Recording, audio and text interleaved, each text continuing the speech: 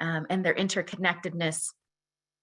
We also center the voices of trans, non-binary, gender non-conforming, gender diverse folks. They have to be centered.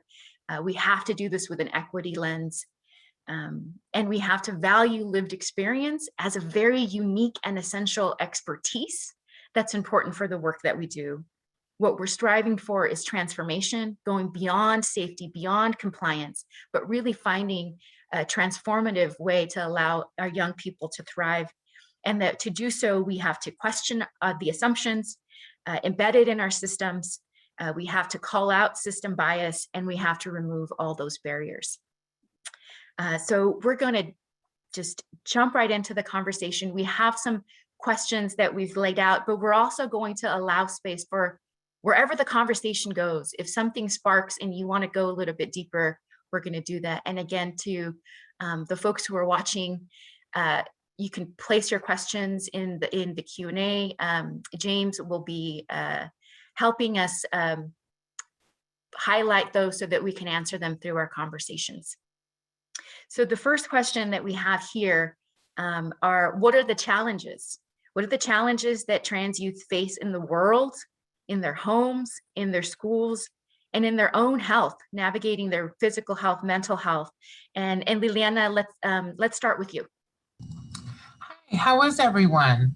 My name is Liliana Angel Reyes. I am from the Detroit area. And so I am also trans. I'm a Mexican Latina trans woman. And so we work with Black and Brown LGBT youth. And so what we see what we see happening is, I know it says focus on schools, but we see the lack of school. We see most, and this is, you can actually check the Williams Institute and it goes over everywhere. And so nationally, we see that trans and gender non-conforming youth, that could be gender non-conforming, gender queer, gender malleable, whatever that looks like for different people. But those particular youth have high rates of being either expelled from school or leaving school because they're not safe. And so also, if we're talking about foster care system, when we think about homeless youth or youth who have no place to go, when you think of the places or the systems that are supposed to catch you, you think of family and you think of schools.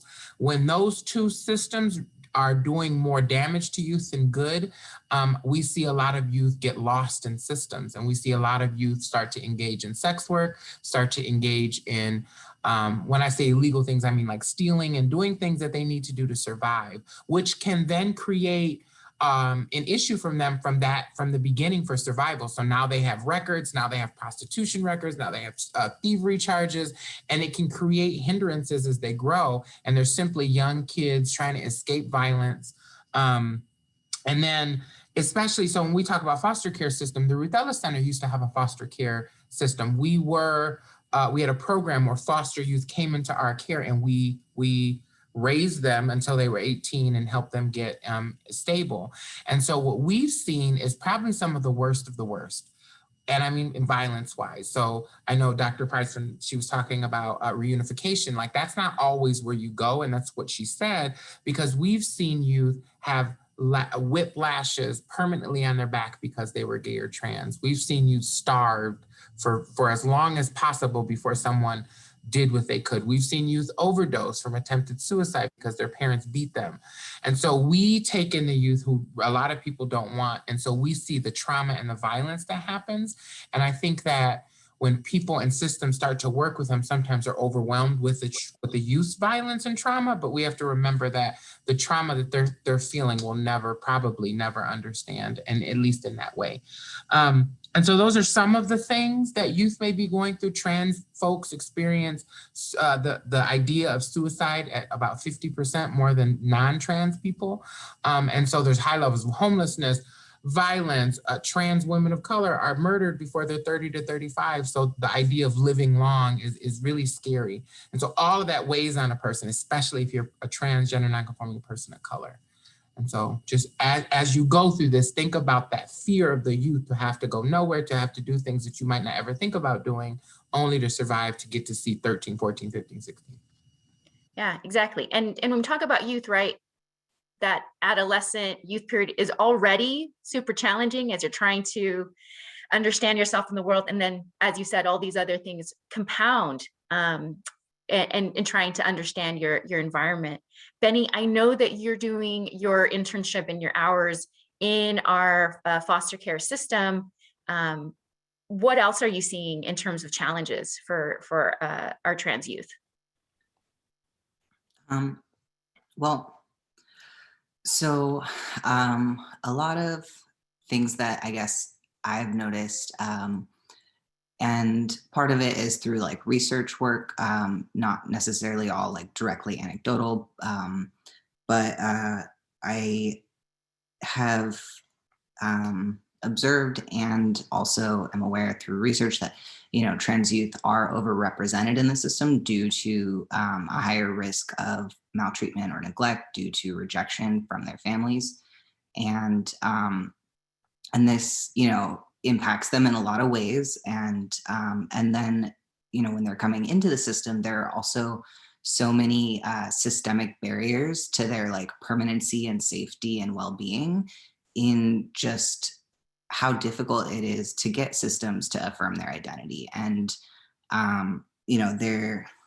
there are a lot of improvements with that, but just in general, the process of being in the child welfare system, I think, is really challenging to have the youth recognized and affirmed, and have them sort of aware of their rights, and have that feeling of being able to like advocate for themselves. And a lot of youth experience trauma in placements where it's a challenge a lot of times for youth to be placed appropriately. And currently a lot of congregate care settings in general are gendered, or very heavily gendered. A lot of legal processes are based on birth names, and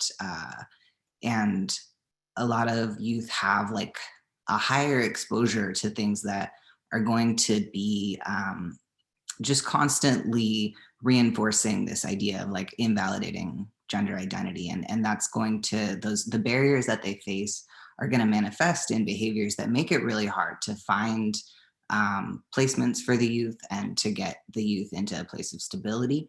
And a lot of the trauma, it's difficult to like address all the different facets of the trauma, because there's the trauma of like not having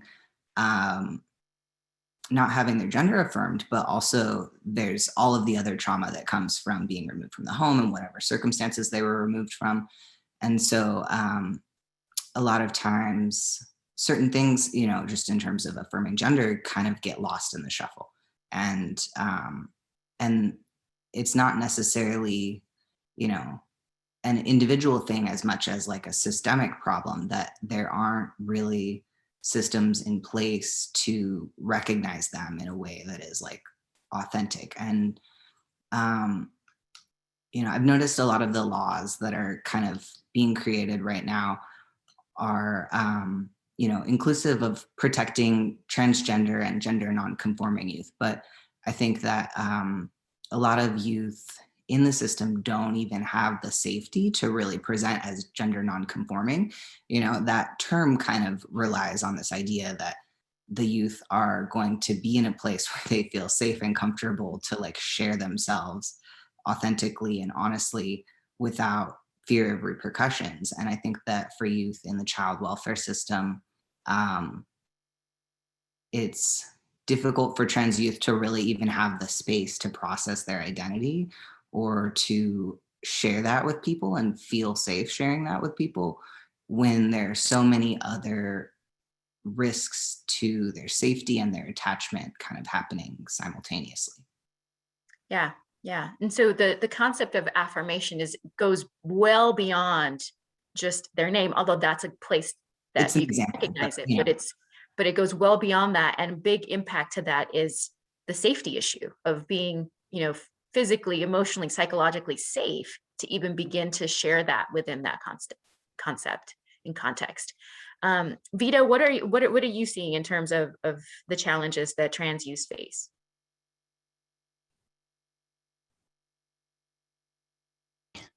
Was muted. You know, two things. One, there's the more micro and the more macro. Okay, so in the more micro, you know, I see youth, particularly trans youth, who are completely being segregated from other youth. You know, they have their own wing, their own room, whereas other youth can share rooms together. When they are the gender dysphoria that they're experiencing, often people see that as mental health illness, and they want to tend to mental health illness without recognizing that they're really needing you know, to be caring about who they are, and also to be looking into possibly hormone therapy, and to have access to a medical expert that are actually used to and have expertise to work with trans youth. So there's some of these, but you know, in the more macro view, I want to remind everybody that really this system that we're talking about, the child welfare system, it was built around racism, anti-gay, anti-trans, patriarchy, colonialism. That's really what the system was built on to begin with. And even when you're thinking of binary, it's a complete Western construct. There are many, many, many other places in this world where there are fourth, fifth, sixth genders, or that somebody can be a boy and a girl at the same time, or a man and a woman at the same time. So we have to realize the amount of misinformation that we have gathered through our history when we're talking about being whitewashed, you know, and the child welfare system is exactly what it was meant to be. It punishes folks of color. The child welfare system takes Black and brown children, like we said earlier, at disproportionately higher rate compared to their white children. And then it's reluctant, the system is reluctant to bring them back home. It's structural racism and LGBTQ stigma really increase the risk that our LGBTQ youth of color enter the systems. And I think nationwide, more recently, they were saying that in research that there's 30% of youth in the child welfare system that identifies LGBTQ. And approximately 60%, 57-60% of these kids identify as LGBTQ. Huge numbers that we are not recognizing, that we're ignoring. And I think it's really important as a child welfare person that we recognize all these stigmas and all the racism and all the anti-gay and anti-trans biases that we live with in this world, in order for us to recognize how to best support our kids, the kids who are in the child welfare system. We also know that when they're in the system, those kids are way high, have higher likely risk of being risk of discrimination and violence against them, and not just by their peers, also by the staff when they're in congregate care, in psychiatric hospital, or even in foster homes. We have seen that, you know, we think it's their peers that are not going to accept them, but we have seen that unfortunately the adults that are around these children are actually the ones who are hurting them the most. And so it's really something that we all need to be thinking about when we're thinking about, and we're thinking about life and death. We cannot separate that. We are thinking about life and death for these young folks. And so we have to wake up. We really do.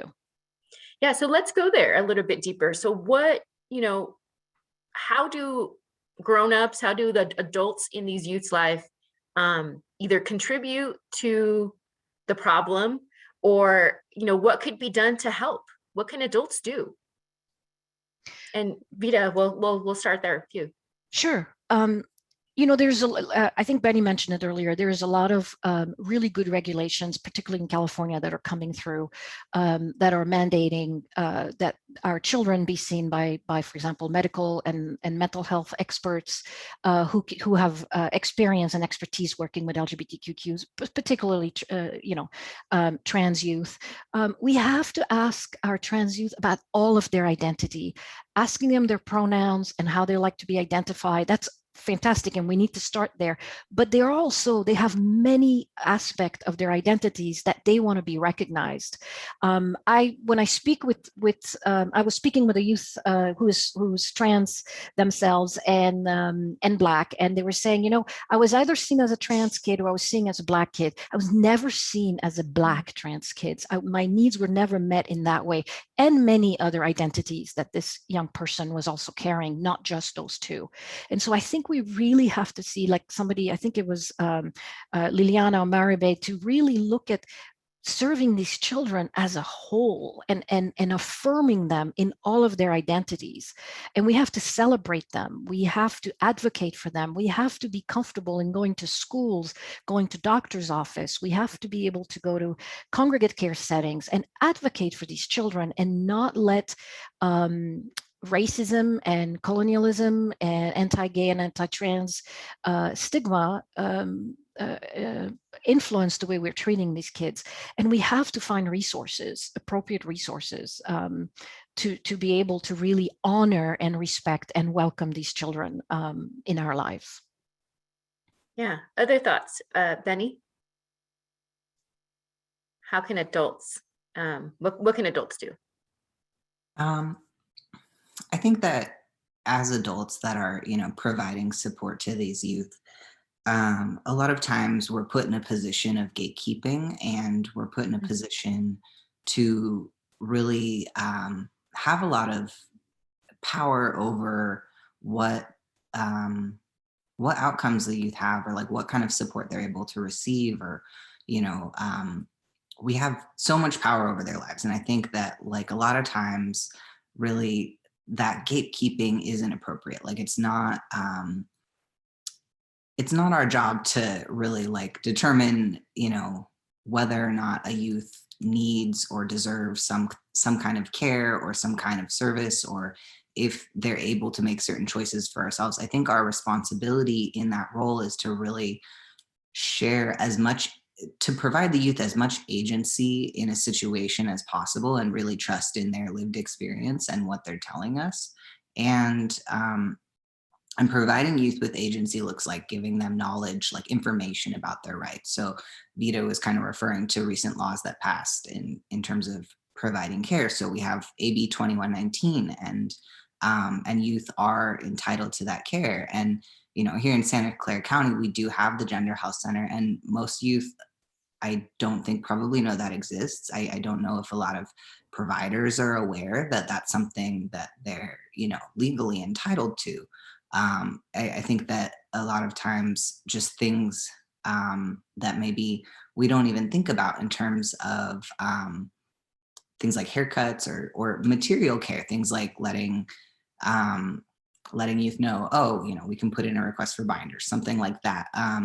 It's something that youth aren't aware that they can ask for. And so just to empower youth to know what their rights are and to know what we're able to provide them with. I think there's a lot of, I've noticed a lot of like hesitancy sometimes with letting youth, and I'm not speaking specifically to my experience working in DFCS. I'm speaking more generally to my experience working in settings caring for youth. And I think a lot of times adults are really hesitant to tell youth what their rights are, or tell youth what resources are available to them, because there's sort of this expectation with trans youth that, if they really want it, then they need to work on all these other behaviors, and they need to really prove that this is important. And I think that it's difficult for youth to do that advocacy work if we're not like really putting them in the role of being able to talk about things and let them know, like give them the cues that we're going to be receptive when they do that. And similarly to issues such as like teaching youth about contraception, or teaching, doing suicide prevention work and talking about those. Like it's not necessarily going to, providing youth the information and letting them know what's available to them isn't necessarily going to make them do something that they wouldn't want to do. It's providing the youth the opportunity to advocate for their own needs and articulate their own needs when we let them know what's available to them. Yeah, that's so true, right? There's so many things in our job that we have to question or struggle or try to figure out. But when a youth tells you, I'm trans, these are my pronouns, these are my, like, you don't have to question that. Like, that is the truth. That is their truth. And our job is to empower them to feel really strong in their identity. And often is maybe sharing some options. Avita, you were going to add something. I was just going to say, I really like what Benny said about gatekeeping, and there's a lot of that happening right now, where adults in these youth life feel that they need to hold these youth until they're, why don't you wait till you're 18 to start hormones? It's like, we cannot wait till they're 18. We cannot wait, because we are risking their lives, and their dysphoria is so intense. We have children who are running away, who are actively suicidal, and folks are saying, well, we need to wait for the hormones. We need to deal with the suicide first. It's like, no, it's not. It's the chicken and the egg. No, we need to deal with what's happening. We need to honor them. They're telling us they need to be starting. If they had a heart problem, we wouldn't be putting gatekeeping in. They're saying that they need to start HRT. The doctors, we have psychiatrists and doctors who are saying, yes, this child needs to be on hormones, and we still have workers sometimes who will like be a gatekeeper. So yeah. Liliana, you're shaking your head. I know there's stuff that you see all the time too. Yeah, I think what both Benny and Vita said make perfect sense. I think that when you are a worker, a volunteer, when you do work for someone else, whatever that looks like, nonprofit, whatever, I think that there's a few things that you need to think about. Your own implicit bias. So those things that whether you like or don't like the way that you feel about someone, when someone walks in that might have a beard and a skirt and there's something inside you that goes, that's an implicit bias. Your head may be like, I agree, that whatever is it could have came from family or TV or social media or whatever. I think you have to think about that, and you have to sit with that uncomfortability, because it is yours, not anyone else's. And we as people have a power dynamic when we're working with youth. We can't put our own implicit bias on the youth, because youth already have that trauma with themselves and with everyone else. So I think that in order to do the work, you have to put your own implicit biases. And if you are a worker, no workers who do things like, well, you don't want to start hormones until they're 18, that's an implicit bias. It's not backed by any kind of science that makes any sense. And like, it is a thought that you think something is wrong. That's an implicit bias that you're changing, not just creating decisions for someone, but you're taking autonomy away from a group of people who never have autonomy. And so that's not okay either. The other thing is, I think that you need to understand your own power and privilege in whatever system you're in. If you are an executive director or a frontline worker or a finance person, your power and the way that you act are going to look different. Like, it sounds good to have all these theories about equity, but like, how do you write equity if you're a CFO? You can do it, but you have to be really thoughtful about it. And so sometimes when people ask me, because we work with all kinds of systems, like, what can we do? Well, you can understand your own implicit bias and your power and privilege. And then from there, you figure out how to support communities in an anti-racist, in a non-patriarchal, in a non-white way. And sometimes that looks like pushing against those best practices. So at one point, the best practice to get trans people on hormones was the worst practice. And it was called the Harry Benjamin Act. You can look it up yourself. It was horrible. I had to go through it. And so the tedious little work that someone who is not trans has decided that this works for trans people is usually best practice, because it's researched by usually white people, usually affluent white people. Like, most of the research doesn't even connect with the people that we're probably serving. And so we have to think about that. So how do you step outside that box? One example is you'll have providers that want to sit 2 years with youth before they're like, yes, I'll write you a letter for hormone therapy. That is one of those gatekeepers that Benny and Vita were talking about. It's creating unnecessary blocks that there is no rhyme or reason, but a personal bias, when in reality that, like, we have to understand that getting people we don't make people go to therapy for diabetes medicine. We just we should be better at giving diabetes medicine to people with diabetes. But even then, there's just all these struggles that trans people have to get non-trans people to believe that they're really trans. Name changes have to go through someone else. Gender marker changes, surgeries for all of that goes through people who are not trans, who've never lived that life. And so don't create more barriers with the idea that you're helping. And then how do you as ED or sometimes an administrative, and I'm an administrative, you have to make hard decisions. And so I like, if someone comes to you and says, well, a staff worker is uncomfortable with the youth and we don't know where to place them in the rooms and boys and girls, it's actually very simple. place them where they want to be placed for safety.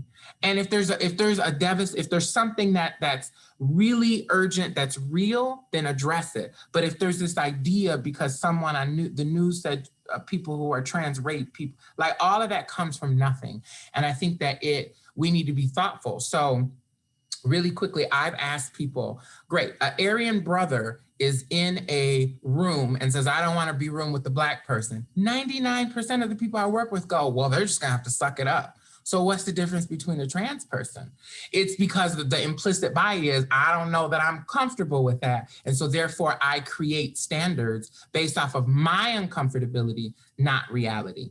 And so like, there's enough research to show that half of the stuff that people are afraid of are unreal. They're based off of nothing that's ever happened or minuscule things that happen that really will never probably happen again. And so those are the things that change lives for trans people. It's not always the frontline workers, it's those policies and thinking about funders. And do funders require male, female? Do they require legal name, chosen name? All of that stuff is important. And lastly, be open to chosen families. Biological families sometimes are the worst trauma that an LGBT person has. And I am a mother, I have mothers. If it wasn't for my chosen family, I probably would not be here. So when we think of the word family, think of the chosen families and the friends and the biological family maybe. When there's enough people to love a trans person, it's hard for them to go wrong. Absolutely. And I think I just want to highlight what you said, that sometimes these best practices or the way that we've done things, the way that default of like, this is how we've always done it, like that doesn't work anymore. It can't work. It hasn't been working. And so what are some of the innovative things that you're seeing, that you're hearing, that you're trying, or that we need to do to really transform what we've had? Because what we've had has been full of bias, full of barriers, and not working for our youth. So I don't know if Benny, you have some ideas. I know you're doing some really interesting research and work there. I think there's a lot of really exciting new policies, and while I think that there is still some progress to be made with the way that the policy is written, I think it's really like AB 2119 is a really exciting new opportunity. I noticed in the question something that kind of comes up related to this topic in terms of like seeing hesitancy with moving forward with hormones, because it says, kids might change their mind about their gender. How do we know when this might be appropriate and not adding to the problem? I think something that like that law is really emphasizing is that unless we are a doctor or a medical professional or a clinical professional specializing in like working on gender affirming care, it's really not our place to be making that call. It's not up to us. We don't have the expertise in order to make that kind of decision. And so really leaving medical decisions up to medical professionals is important in this situation. And just advocating that the youth have access, which is their legal right under AB 2119, to have these medical professionals in their life and helping support them in determining what the right choices are for them is really important. And unfortunately, some places, youth don't have access to gender affirming care. And, we are lucky that in Santa Clara County, we do have access. We do have that opportunity. But I think in general, there is a lot of new training available right now that's really hopefully going to benefit a lot of people working with these youth. I think that like a big innovation or I guess like program change is just the ways that we're modifying our programs to model affirming people's identities sort of at every facet of the system. And so, the more we work on kind of being more aware of these things and having like these conversations just as an agency providing care to the youth, we're going to have that more ingrained. And I think that again is an area that like we're working on, but there is progress happening right now. And I think that the laws in place are going to continue, hopefully becoming more and more updated and becoming more and more comprehensive of like figuring out ways to ensure that youth have access to the care that's going to benefit them. And you're actually working on some like some products that are going to give guidance and give information that give, you know, some really great summary of what is out there for folks. I'm developing, it's like a framework of conversation starters, just because, you know, we do have, you know, SOGI 101 training. We have an LGBTQ social worker. We have a lot of resources in our area. And this is sort of intended to be like a roadmap for people working with these youth so that they understand what their responsibility is. I think kind of circling back to that question, like where do providers sort of establish what their responsibility is versus what they need to just refer out to someone who is qualified in that area. And, you know, also figuring out, I think there's so much confusion in the child welfare system over whose responsibility is what, you know, whose job is it to submit a name change request? Like how do we go about doing that? Whose job is it to decide if the youth is able to start hormones? Whose job is it to write the letter? You know, there's just a lot of things that are unclear. Who's going to talk to them about reproductive health? Who's going to talk to them about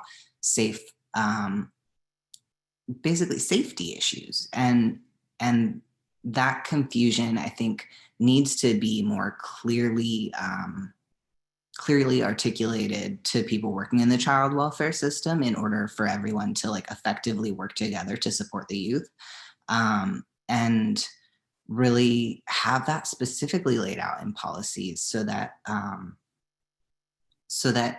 youth aren't kind of getting stuck in this place where it's like, well, we thought it was the Lacey attorney's job to do that, but I guess it's ours. But, you know, or like having youth not know what their rights are, and nobody really realizes, oh wait, it was my job to tell them that, you know. And I know for me, I, even as an intern in the child welfare system, have been like, you know, very confused a lot of times about like what our specific role is and like where that stops and where it's really about just putting them in contact with the correct support. But kind of getting a more comprehensive layout of where that support is and what support exists, I think is going to be useful to people, hopefully.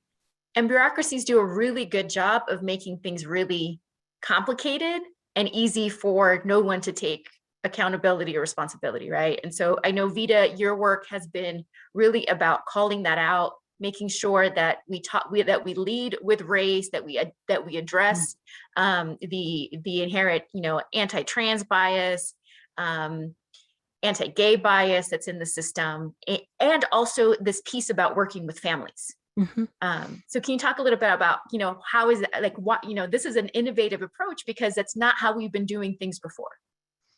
Right. Thank you, Mary. Yes, Family Builders has the Youth Acceptance Project. And so we have a contract with Santa Clara County. And what the Youth Acceptance Project did is we developed a intervention that is aimed at working with the families, and they can be chosen family and it can be bio family of LGBTQ kids and those families who really are struggling with affirming their kids. And so we come from the first principle that family love their children, right? So when a person gives birth to a child, then we know they love their child. Now there might be circumstances that come that they may not understanding, they're biased, they're, you know, whatever it might come. But what we do is we have created a model where we work directly with the family members, could be anybody in this child's life that is struggling to affirm them. And we have a series of steps that we take in processing the fear, the grief, the loss, and developing hope for these family members members about their children's being trans or gay or bi or, however they identify themselves. And we have had some really good results so far. Now, this is hard work. This is not something that happens in like 5 minutes or overnight. It takes months. But we have really good results, and we're saying children who are no longer AWOLing, the suicide ideation goes drastically lower, and we have families who actually are feeling supported, and we approach the family as an advocate for them. Like we are here to listen to you and to work with you, and we want you to talk to us. Don't take it out on your child. Right? So we understand you're not understanding your child's non-binary identity, or you don't understand that they want to use a different pronoun that you thought. So we're going to be there for you to answer your question, but also to process what's happening for you through this, because you're having emotions, obviously. You're highly reactive. And really the goal is, let's keep kids with their families, or let's keep safely with their family. Let's keep kids out of systems. Let's just, not use the systems, or if we're using them, let's do it in a hopefully in prevention, but definitely in reunification, as long as it's safe, of course. But that's why we work with the parents. We also work with the youth at the same time, because we've got to hold the youth at the same time in the other hand, to say it's going to be okay, we're here for you. In the same time, we're affirming them, we're linking them to resources, helping them go see a medical professional that have expertise in what they need. And then we hold the hand of the caregiver or the parents through their journey to affirming their child. And so far we've had good success, and we're doing this in 4 different jurisdictions in the United States, 2 in California and 1 in Pittsburgh and 1 in Cleveland, Ohio. So it is different, but so far so good. Yeah, and it's just this weird thing, like, how do we combat isolation with more isolation? No, it needs to be about those communities and their networks, and yes, and how do we build a strong support net, right? Yes. And it doesn't have to be necessarily I'm sorry, it doesn't necessarily have to be. If the parent is at a stage that we see it's going to take a lot longer, we need to be looking around, like you just said, the network. What about grandma? What about uncle? What about the neighbor? What about a coach? What about anybody, a teacher? So I'm sorry, I interrupt you, Yeah, Maribel, no. That's really, really important. Liliana, you're in a very unique situation. You're at the Ruth Ellis Center that's doing really, really amazing stuff. And you are an out trans woman of color in a position of administration. And so I'm sure you get to see things in ways that other folks maybe haven't, or you get to highlight what other people's blind spots might be, and then actually take action. And so tell us a little bit more about what's happening at Ruth Ellis, and particularly you as an administrator. Thank you for that. Thank you for your kind words.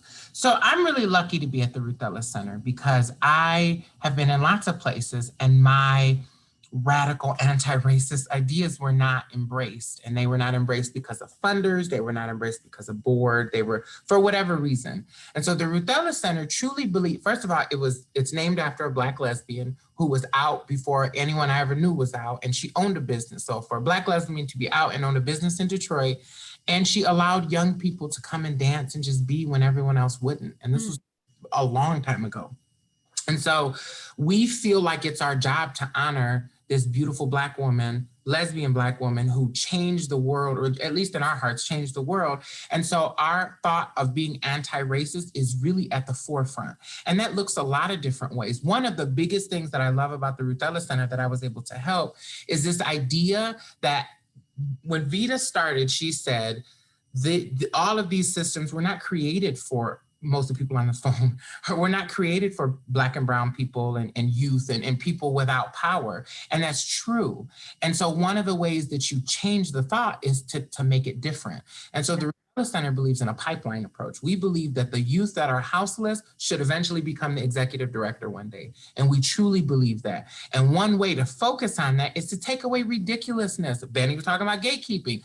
Gatekeeping happens in everywhere, and it's ridiculous. We've taken out most of our education requirements. Unless you absolutely have to have like a medical degree to be a doctor, unless you absolutely need it, that's ridiculous. We've taken it out. The same way that we honor people going through schooling and volunteering, we honor people's hard life circumstances, because only the people from the community can understand what it's like to build their own resolution and peace. And most agencies were started by white people to help people who are not them. And at some point, it's never been thought of like, why are those people of privilege not transitioning out and giving the agency or coaching people up so that they can take over the agency? And believe it or not, it doesn't sound radical to me, but it is really radical. And so my department is 100%, this is very unheard of in most the LGBT agencies, even in Detroit. My department is 100% Black and brown folks from the community. About 50% of them were houseless when we started. 95% is their very first professional job ever. And these folks probably would never have jobs doing the work that they're managers, some are directors, some are on board. They're all over mine.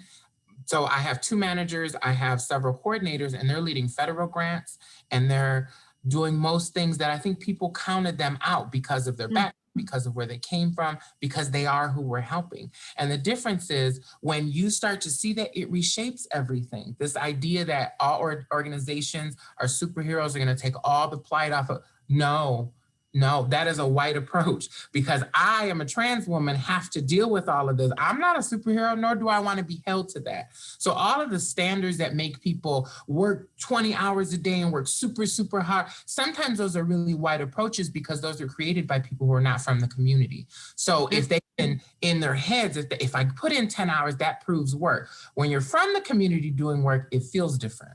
It looks different. It's more heart than head sometimes.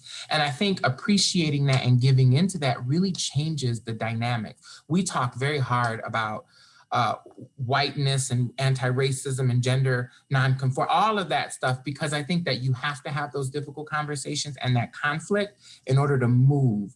And so I think that that's what we do that's created us to start the first ever PSH, Permanent Supportive Housing LGBT Homeless Project in Detroit ever, the first ever in this area.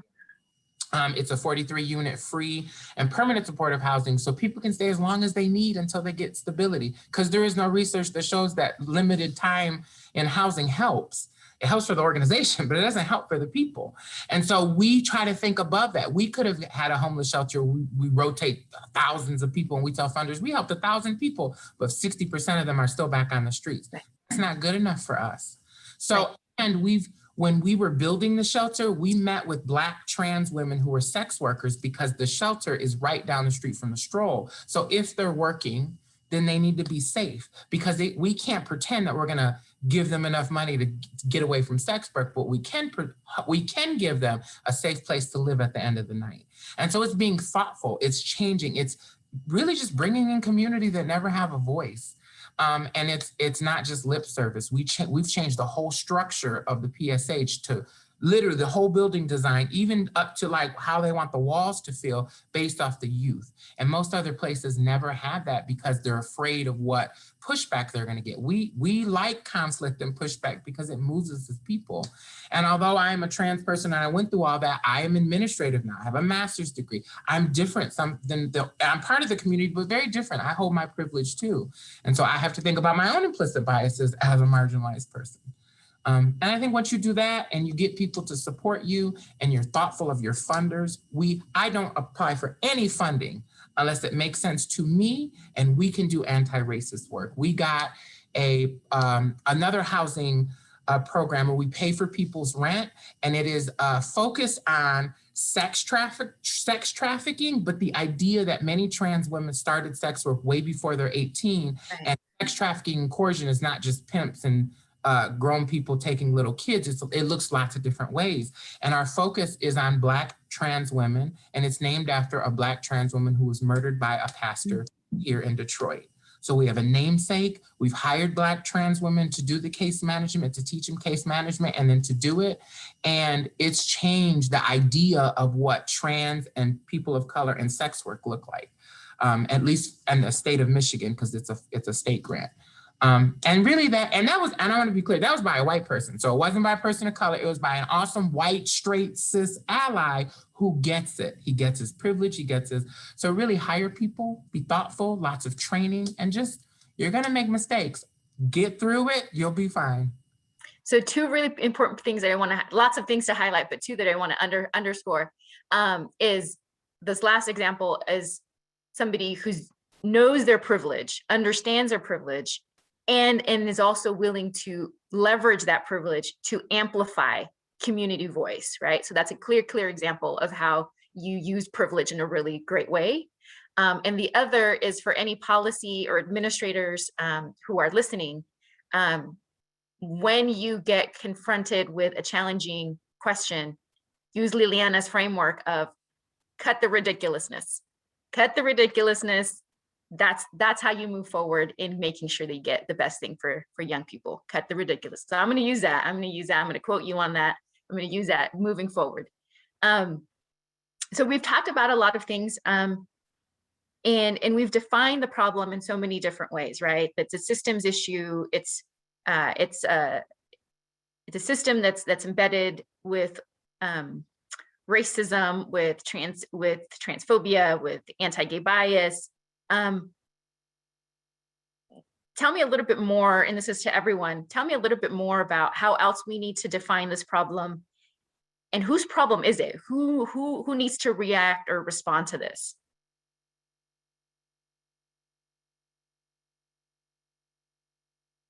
And anyone can go there. It's kind of like the $10,000 question, right? Whose problem it is. When I'm thinking about how the system was founded, the problem is a problem for white folks to fix. It has to be fixed. You know, I love what Liliana said. I mean, the way this person went and very intentionally knew that they needed to be aware of their own privilege and like you said, and amplify the community's voice. And I actually took that down, and then having and making sure that who is hired, it's intentional, who's hired, representing the population that they're serving. We have to be thinking. We have to let all this knowledge that we think we have, we need to put it in the back. We need to start thinking outside the box. We need to start listening. Yes.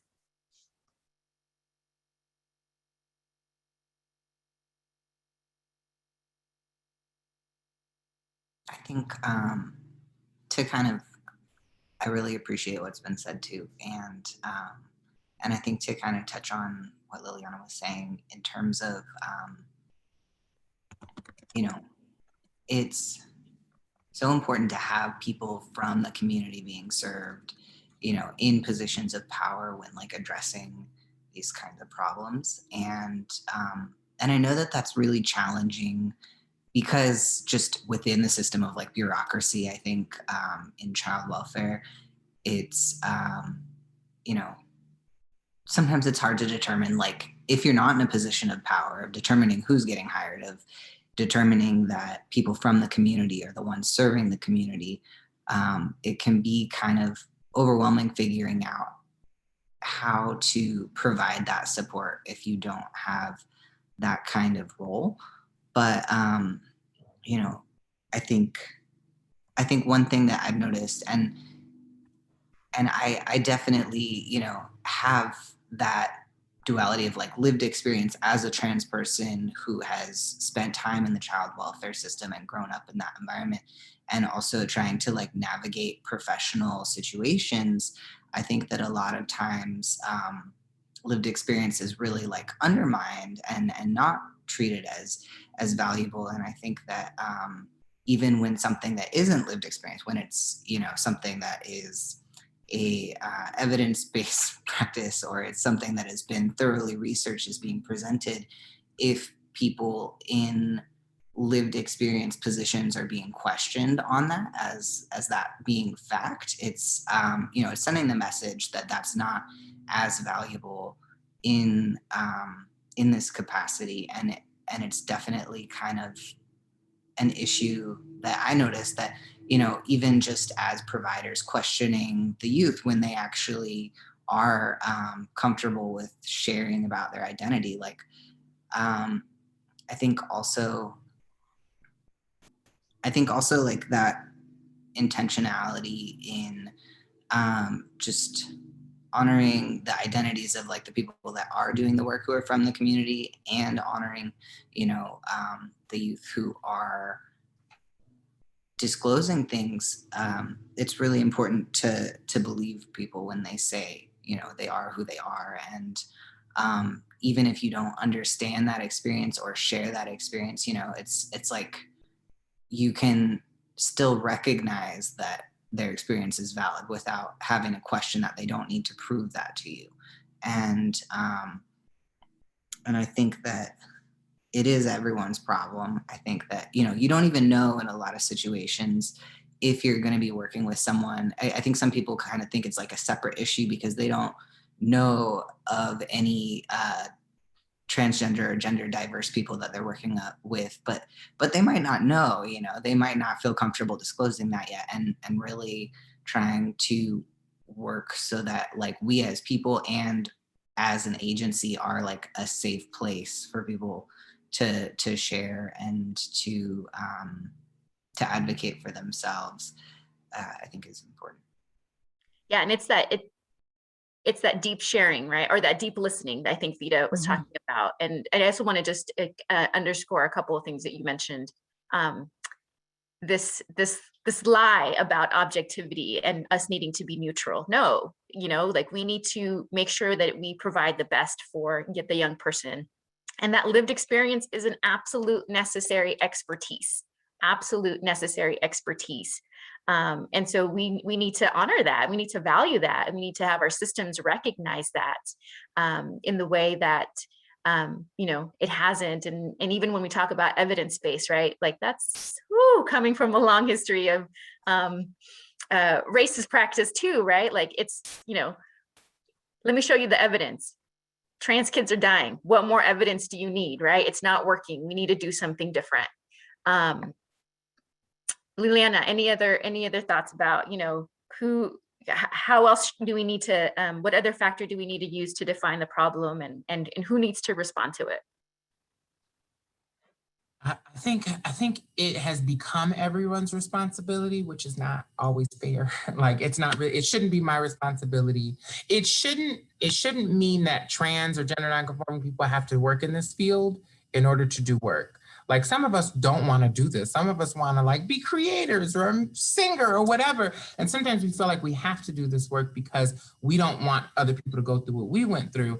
And that is a luxury that some people never, like people get work because they want to feel good and blah, blah, blah. Like sometimes some of us don't have any other choice because the fear that we may not be employable in other places. So like when that happens, when people feel like it's too much, or they're like, know that it's never going to be the same as someone who like maybe doesn't have as many choices. And so it's everyone's work, but if you have more power and privilege and choice, it is more so your work. Because the privilege that you are experiencing to never think about this is because we experience it. You only get privilege because we experience it and you don't have to. And that may or may not be your fault. Or that's really not even a question that should be asked. But in reality, if you have that and you work in this field and you feel like you need to change, it is your responsibility to do more.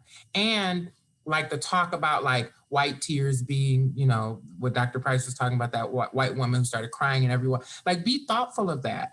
Your tears are visible here, but you have no clue what people go through when streets, when they're at a gas station buying a pop and they're called a man or a fag or something is thrown at them or they're being shot at. Though no one comes to those people's, not many people come to those people's aids when they're crying. And then it shapes the conversation. So the conversation should always be about how are we helping marginalized or trans people of color, LGBT, whatever. That should be the focus. And sometimes it gets pushed away through the process. So everyone's responsibility. Some people have more responsibility than others. Thank you for that. Just want to recognize that there's some folks putting some wonderful comments in the Q&A there. And we do have some questions from the audience. So again, if you have a question, go ahead and place that there and we can try to get through some of these. There's one here for you, Benny. You mentioned a framework to start conversations about gender identity issues, suicide ideation, gender affirming care. Can we have an example of how this conversation might be started with a kid?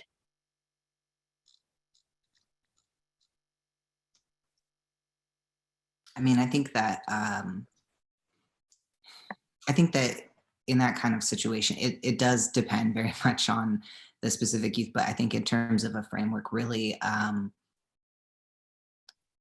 think coming from the point of view of affirming what they say, you know, taking whatever it is that they tell you about themselves and really honoring that and trying to ask questions and show an interest in it and you know, mirroring the language that they identify with and and just like providing them information, not necessarily, you know, taking whatever internal biases we might have or passing judgment on what the right choice is for them, but just providing them with all of their options and having a knowledge of like what their options are, I think is really like kind of the key to giving them agency is just having a knowledge of the options and then sharing that. And it's really, you know, asking questions about I think that there's a lot of resources in terms of like how to have conversations with youth about whether or not, I mean, we have so many tools about assessing for safety and assessing for risk and in child welfare. And I think that with youth who may be struggling with having their gender affirmed either in their placement, either in a congregate care setting or in their home with their, you know, birth family, with their caregivers, like having conversations around how they feel about how their gender identity is impacting their safety or how they might feel about how it's impacting their relationships with the people around them and what needs they might see and really providing open-ended questions, but also providing information about what's available and seeing if there are things that maybe you haven't, that you aren't aware of that is available to them and seeing if there are other things that they feel like might make them feel like their identity is being more affirmed. And those guides are actually going to be printed or kind of a document guide? I'm not sure yet. Okay. Yeah, it's still in progress, I guess. But So for those who are interested, stay connected with Benny because you're going to have some really, really awesome things to share at the conclusion of their program, right? Here's another question to anyone who wants to take this on. Some organizations have policies that they do not match adults who identify as male with kids who identify as female. Do these policies need to be revisited to be more gender inclusive? What are your thoughts on that? Yes, Yes. because the policies are binary. So Yes. what if there's a kid that doesn't identify with either? Then they have no options. I think that, and I also think that I think it comes from an old, very archaic idea that the way that youth learn is through gendered learning. The problem is we've been learning through gendered learning before the babies were born. They were, and so I think that one, if you have an adult, regardless of gender, that can speak into a kid's hopes, wants, needs, you should match them. Like that's, and if there's a youth that wants specifically a certain identity, I think that you should do your best to capture that and to do that. But to be like, a man is going to teach a young boy something, like they might only teach them toxic masculinity. So I think that just if it's a youth that can speak love and life into a youth's existence, they should be matched regardless of gender. And to explore those assumptions, right? Like, why did we even do this in the first place? What were we, you know, are we thinking predatory behavior? Then that adult doesn't need to be in your organization, or there needs to be safety nets to prevent that, right? Benny, you had other thoughts. I guess I was just going to say that also, I think the rigidity that we have around gender, like within organizations, is really harmful for like LGBTQ youth that are being served by the organizations.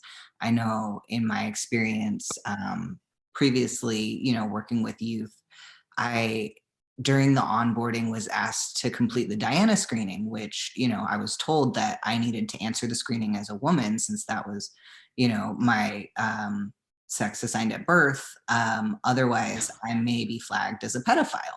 And I feel like there's a lot of unnecessary sort of gender categorization based on assumptions of heterosexuality that that really puts trans and gender diverse people in a position of being unnecessarily sexualized, and that transfers over to the youth as well. I think that there's a lot of risk of unnecessary sexualization based on the rigidity of gender roles and unrealistic expectations of gender homogeneity, I guess, like kind of sticking within like girls have to hang out with girls, boys have to hang out with boys. You know, I know that in most of my job application process right now, I cannot say that I am non-binary. I have to say I'm a man or a woman. And I think that like in general, as organizations, you know, if you're in a position of power to like resolve that kind of issue, it's really important that that you modify that process so that it is going to more accurately reflect the population that you're serving. And I think furthermore, in like the specific situations where it's matching men with men and women with women, and you know, kind of that, oh no, what do we do if it's a trans person? I think that a lot of the systems in place that suggest that that actually increases safety is not based on fact.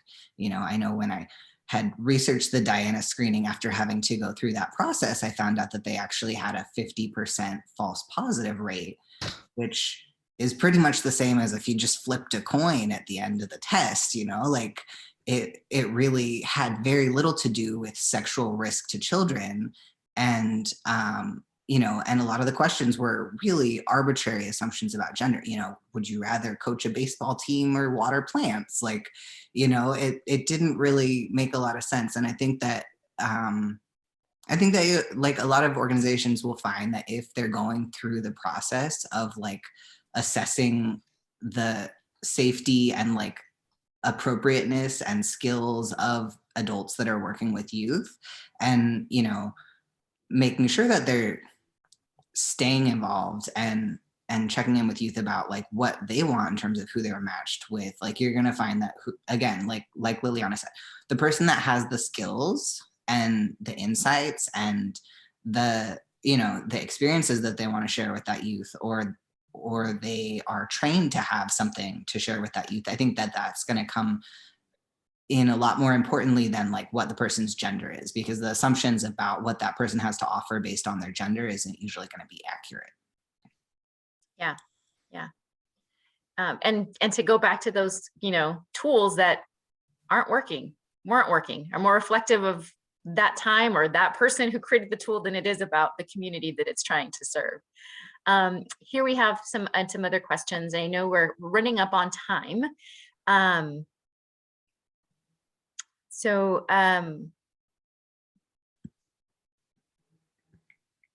here's a really important one. How do you address cultural issues that present barriers to acceptance of trans youth? And this person is asking particularly around Asian communities, but the question could apply to lots of different ethnicities and cultures. I'd love to start on this one.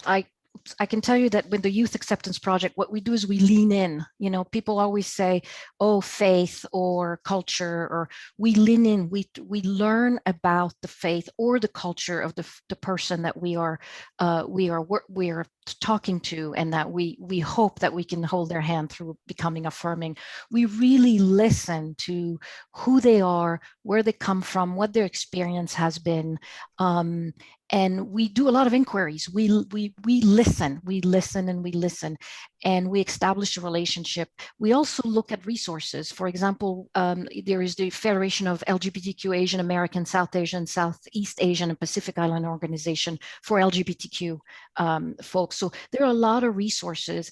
If I enter, for example, one of my clinicians will work in an Asian family, we go and get resources from Asian culture. We go and reach out to folks who have experience with those culture, so that we don't, first of all, we respect and we sure that we do as much of learning as we can. And we can also find aspects in those cultures that are LGBTQ affirming, and to bring them together. So that's been very, very successful for us. So we just lean in and we work with them, and we don't shy away from listening. I would say I agree. I would also say that I see lots of similarities in immigrant families, so Mexican and many Asian folks who have immigrated over here, and the generational differences between the parents and the kids, or the grandparents and the kids. And sometimes I think that that can be difficult. I mean, my family is Roman Catholic Mexican, and I'm not Roman Catholic anymore, but I grew up that. So there's like those particular cultural things that I think some immigrant communities have really strong trauma that everyone in the family has to like represent them to the highest. And if you in any way aren't perfect, it becomes like, it could be a family stand, it could be a lot of stuff. And so I definitely understand that as a Mexican, and having immigrant community and having an immigrant family and being migrant workers and all of that. And I think that what Vita said makes sense. LGBT, trans, all of it is in everywhere always. So you can literally go historically back to China, to Japan, and you can see, I mean, in Japanese, there were theaters where only men dressed like women, and they weren't considered gay or trans. So this idea of gender malleability is culturally almost everywhere. I think sometimes people just need to be reminded of it. And I think what helps, which can also hurt, is time. I think sometimes families just have to like sit with it and understand it and process it. And that can take time. It can also be hurtful for the youth. So I think being thoughtful. I know personally, we work with a Chinese American society in Detroit, and it's different. Also, the Western concept of gender is not the same everywhere. And so if we're trying to get Asian communities to think about transgender, it might not hit that way. Just like asking Native cultures to think about trans, like it looks different. The idea of gender, the idea of the malleability, all of it looks different. So I would say, think about how gender is looked at in those cultures. Think about what the difference is between the generations you're working, if you're working with youth and their parents or youth and their grandparents, because they're going to be different ways that you do it. I think that you should respect culture as much as possible, as long as it doesn't hurt the people that you're working with. But it does look different. To me, they're slower conversations. They're more thoughtful conversations. Like, you just got to accept this. Like, no, I don't. So it's like being honest with them and giving them. For me, as a person who works with families, I try to be that person that family kind of throws things on and then figures it out so that the youth doesn't have to be. And so when they talk to the youth, all of the, I don't agree with this, this is against our gods, or all of that stuff has kind of been coming out at me, so that when they talk to the youth, that they can talk about honest hurt. Like my mother was like, I just don't want you to die. But she couldn't say that, because in her mind, like, oh my God. So I think sometimes just helping those families navigate the trauma, but not expecting the youth to be there to help navigate. Sometimes it's not the youth's responsibility to help navigate their family trauma, but it is ours. Yeah, that's a great point. I appreciate both of the answers so far. I also just wanted to say that, I've definitely, in working, sometimes encountered people who have really racist ideas about who is going to be accepting of trans people, or that certain cultures are not accepting, when that's just contrary to like what is accurate. And I'm not referring to this specific question, but I'm just saying that in general, as providers, we have to be really mindful that that we don't make assumptions about like what capacity a family has for accepting their child based on their culture. I think that in our role in working with families that might be trying to reunify, it's really important that we like explore what values, and if maybe some values the family has expressed are, contradictory to like affirming the youth's gender, maybe explore what values there are within that culture that could sort of counteract that, and get really creative about, okay, well, if this isn't something that you believe in, like what is something that you do believe in, and how can we kind of like talk about how that might apply to accepting their gender identity, you know? And you know, in a lot of situations, cultures may have like a history of a much more diverse understanding of gender that that like Western culture has sort of pushed to the side. And if that's not your culture, it's probably not your place to like educate the family about, like, I read in a book that, you know, this is what your culture used to say. But just really like helping the family to like process those conversations. And like Liliana was saying, it's really important that as providers, we're the ones sitting there and doing that work with them and not putting that on the kid to work through, because that's, you know, the things that they're going to be working through. Eventually they might be able to get to that place where they're able to be really supportive and understanding, but the process might take some time. And in that process, some really hurtful things could be said. So, you know, it's much better for the youth if it's another adult who is not going to be harmed by those statements, working through the family on that and helping them through that process. But like, definitely don't underestimate a family's capacity for accepting their child based on some idea that that culture doesn't accept it. You know, you have no idea sometimes like what the full depth of like those cultural beliefs are. And so like really putting in the time and the work to try and explore that, I think, is really important. Thank you. We're close to our final moments together. Just wanted to. There was a question here in the chat, and that maybe we can frame as our closing thoughts. So taking into account who's watching this, who's our audience, and knowing that, you know, our work is about keeping kids out of systems that are unsafe. But often, sometimes our world in general is unsafe for trans kids. Closing words, closing thoughts, messages that you'd like folks listening to carry forward from today. And again, anyone can go, and probably like 30 seconds, minute per person. Sorry to do that to you. This is Liliana. I would say you're gonna make mistakes. Shit's not gonna go right. It's okay. Just keep pushing forward, keep holding that intention good, and know that even though you may not know, you may be changing someone's life that you've never, ever, ever thought could be possible. And don't beat yourself up, because it wasn't created to be helpful. And so you're gonna run out of resources, you're gonna run out of available options. It is not your fault. You're doing the best you can.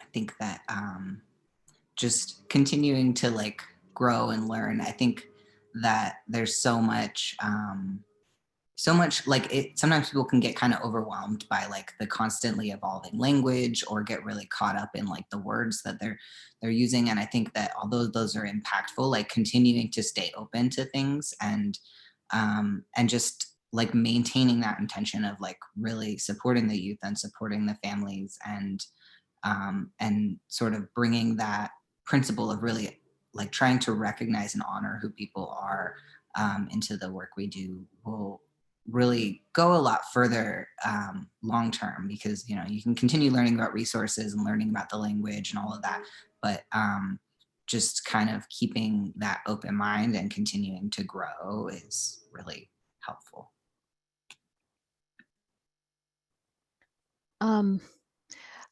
I would say to stop, or to think about the children that you're working with, and instead of having so many questions having the awareness of your questions being based on bias, and instead, just like Benny and Liana, but Benny said, just be open to honoring and respecting the person who is in front of you, even if you're not understanding it, even if you're not sure what's going on, but really being able to just honor the person, whether it's a youth or an adult that is in front of you, and let them be who they are. Even if you think it's a phase, you think it's not right, you think they're changing, you think they may change tomorrow, that's okay. Just honor the person who's there in front of you today, and who they want to be and how they want to be referred to.